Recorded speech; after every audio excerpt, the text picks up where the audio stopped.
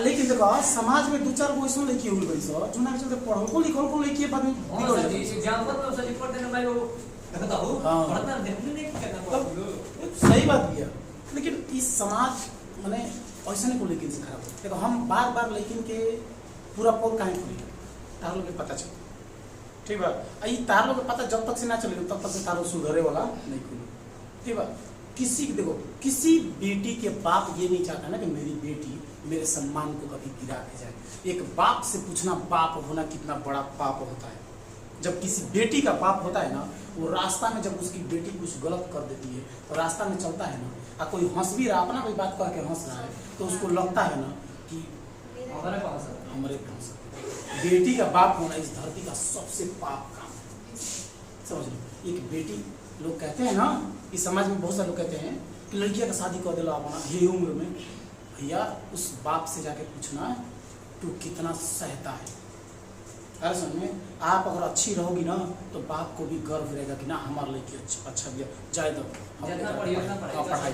लेकिन तुम जिस दिन गंदगी फैलाओगी अपने समाज में तो तुम तो फैला के गई तुम्हारे चलते 10 गो आसपास की घर की लड़कियों का समाज क्या हो जाएगा गंदा हो जाएगा उनको भी गंदे नजर से देखा जाएगा कहा जाएगा। एग्जाम्पल दिया था गाँव में धुले से घरवा के भीरिया का लड़किया तो वो क्वेश्चन हुई लोग ऐसे एग्जाम्पल देते हैं हर समय। लेकिन हम उन लोगों से आप सभी लोगों से कहना चाहते हैं कि आप अपने समाज नहीं आपको जो लोग कह रहे हैं कहने दीजिए लेकिन अपने अपने बाप का सम्मान और अपने भाई की प्रतिष्ठा हर समय बचा के रखिए।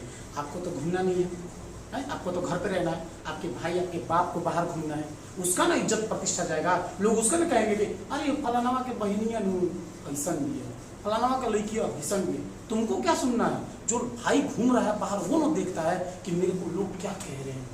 उस समय शर्म आता है ना कि हम क्यों इसका भाई हुए हम क्यों नहीं इसके भाई होने से पहले ही चले गए यहाँ से धरती में। ये चीजें सबसे खराब होती है। हालांकि हमनी के समाज में देखो एक से पहले टीचिंग लाइफ रहा भाई बहुत सारे टीचर आपके समाज में हैं लेकिन आपको व्यवहारिक ज्ञान को नहीं सिखाएगा। ठीक है आप गए पढ़े 4 गो क्वेश्चन छापे घर चले गए व्यवहारिक ज्ञान हो भी नहीं किया। शिक्षक गुरु क्या होता है बच्चों। जैन धर्म बौद्ध धर्म में इतने बड़े बड़े बौद्धिस्ट क्यों होते थे सामाजिक शिक्षा बहुत ज्यादा देते थे इसीलिए समाज हमारा आगे था उस समय। लेकिन अब का समाज सबसे पीछे क्यों है। आप गए 2 कॉपी लिए वहां पर पढ़े तो ठीक है ना पढ़े तो घर जाइए ठीक है। आपको कुछ बुद्धि नहीं हुआ आप आए जो मर्जी वो किए कोचिंग में जो मर्जी वो किए।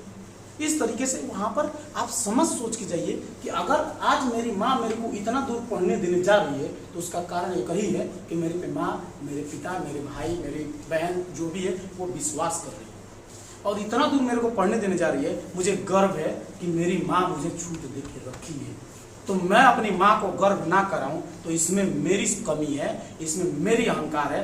ऐसी लड़की अगर समाज में है तो उसको चूल्हा भर पानी में डूब के मर जाना चाहिए उसको जिंदा नहीं रहना चाहिए ऐसा में। नहीं तो अगर उसको सुधार करना है तो वो सुधार करके अपने आप को बेस्ट करे बेहतर बनाए फिर से अपने आप को समझा के अच्छा कर ले तो सबसे बढ़िया। नहीं तो ये समाज आपका एग्जाम्पल देगा। याद रखना आपके घर के आसपास से कोई लड़की भाग जाती है ना घर से आपको घर से नहीं निकलने दिया जाता है। हम लोगों ने देखा है ऐसा बहुत देखा है। ऐसे में कह दिया अरे फलाना को लेके बाबू ऐसा नहीं हुई है। एक लड़की के चलते पूरी लड़कियों को गलत ठहरा दिया जाता है एक लड़का के चलते पूरे लड़कों को गलत ठहरा दिया जाता है। एक लड़का गलत करता है और पूरा लड़का समाज बदनाम होता है। एक लड़की गलत करती है पूरा लड़की समाज बदनाम होती है। ये है इस समाज की सबसे बड़ी परेशानी। तो आप लोगों से मैं इतना ही विनती करूंगा कि समाज में आए हो ठीक है रह रहे हो ठीक है पढ़ रहे हो ठीक है मेहनत करो मेहनत करके आगे बढ़ो। कुछ बुरा काम करके आप जीवन में कभी आगे नहीं जा सकते हो। एक दिन तुम्हारा विनाश करेगा। आज पहले झूठ जीते पहले झूठ जीत जाएगा आप जीत जाइएगा। एक दिन आपकी सच्चाई बाहर आएगी उस दिन आप हारेंगे। ईमानदार बनो अपने घर के प्रति अपने माँ पापा के प्रति ईमानदार बनो अपने जीवन के प्रति खुद ईमानदार बनो। तुम अपने लाइफ से कहो कि मैं ईमानदार हूं कि नहीं पूछो एक बार जाके घर से पूछो मैं गलत तो नहीं हूं। अगर तुमको आत्मा कहता कि हाँ तुम गलत हो तो कोशिश करो अपने आप को समझाने का ईमानदार बनाने का ईमानदार बनाओ।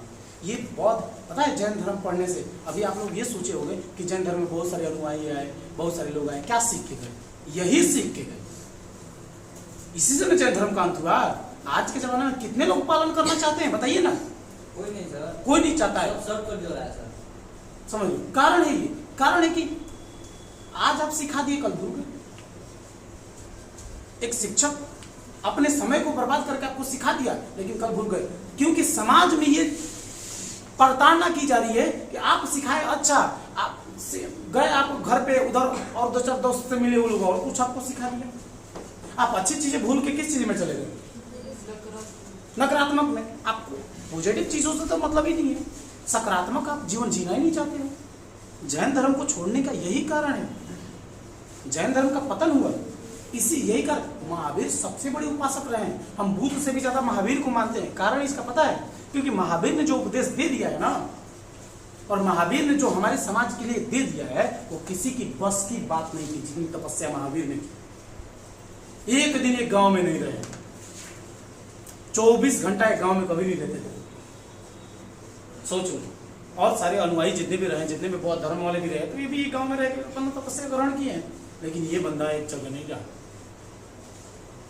प्रथम उपदेश कहीं दे दिया, तो दूसरा कहीं और दे दिया, तो तीसरा कहीं और दे दिया, ऐसे किए। ये है महावीर का पूरा पाठ, ये है लाइफ, ये हम लोगों का जीवन। कभी कभी जानते हो, कभी कभी हमको मन करता है ना, हर घर जा जाके बेटियों को समझाए, लड़कियों को समझाए, हर समाज में खड़े होकर माइक लेके लड़कियों को समझाए कि देखो बच्चों, आप सभी लोगों का सम्मान है, आप लोग अपने लिए जियो, काहे लिए अपने समाज को बदनाम कर रहे हो? खुद से बदनाम कर रही होती है।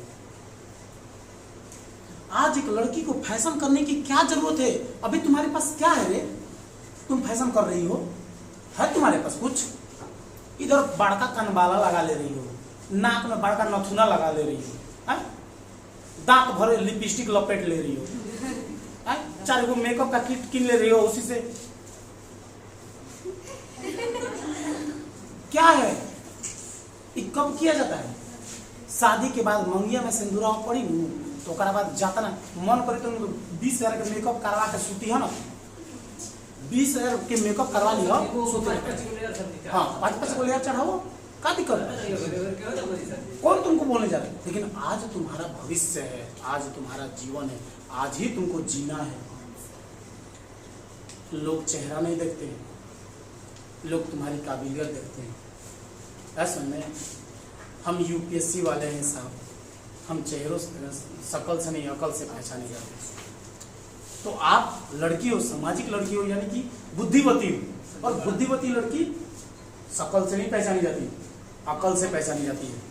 यार समझ में? आज भी जाके देखिए, एक IAS IPS जब शादी करता है तो शकल देख के नहीं करता है, उसके पोस्ट को देख के करता है। आपसे कोई IAS IPS शादी करेगा? नहीं करेगा। लड़की का बाप हर समय आवाज उठाता है, लड़का तिलक मांग रहा है 10 लाख, क्यों नहीं मांगेगा? क्यों नहीं मांगेगा? आपको सरकारी दामाद चाहिए, आप एक बेरोजगार लड़का के साथ शादी कर लीजिएगा, जो गांव का सबसे लफंगा लड़का, आप शादी कर लीजिएगा अपनी लड़की का? नहीं कर सकते हैं ना। वो लड़का भी आपसे विवाह करेगा, पैसा लेके करेगा।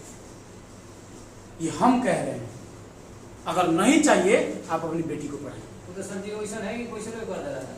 नहीं करता दूसरा, आप अपनी बेटी को पढ़ाइए, सफल बनाइए। अगर कोई पैसा ले ले तब उस दिन आके हमारे मुंह पे कहिएगा कि आप झूठ बोले थे।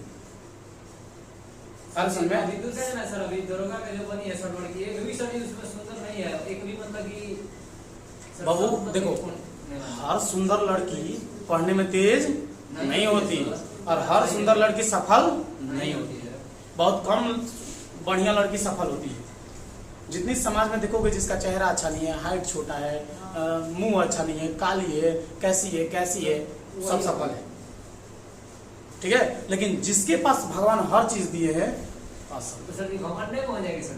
ओ भैया ओकरा पे जंत्र, ओकरा बानू सर घर वाला मम्मी और बेटी बड़ा निमन दिया। अजंत्र समाजो हमनी के मेन बा, समाजो देखा था कि अच्छा ही सुंदर बिया ले समझ में। लेकिन सुंदरता सबसे बड़ी चीज, उसका गुण सबसे अच्छा है। महावीर कह के गए थे, महावीर एक उपदेश दिए है, आप लोग जब भी आप लोग पढ़ोगे क्या कहते हैं, श्वेतांबर में एक किताब आता है, पूर्वा में एक किताब आता है, आप लोग पूर्वा को पूरा नाम लिखवाएंगे, उसमें एक किताब आता है, उसमें पढ़ोगे तो महावीर का एक उद्देश्य है कि सुंदरता, महावीर सुंदरता आपके रूप, आपके शरीर और आपके पहनावा ओढ़ावा से नहीं होती। सुंदरता आपके रहन से होती है, आपके चाल से होती है, आपके कर्म से होती है, आपके आवाज में होती है। असल में बोलना भी एक सुंदरता है। देखते हो ना, बहुत सारे लोगों को बोलने भी नहीं आता है, हैं? तो बोलना भी एक सुंदरता है। बोलना चाहिए तो सोच समझ के बोलना चाहिए हमारे समाज में, लेकिन किसी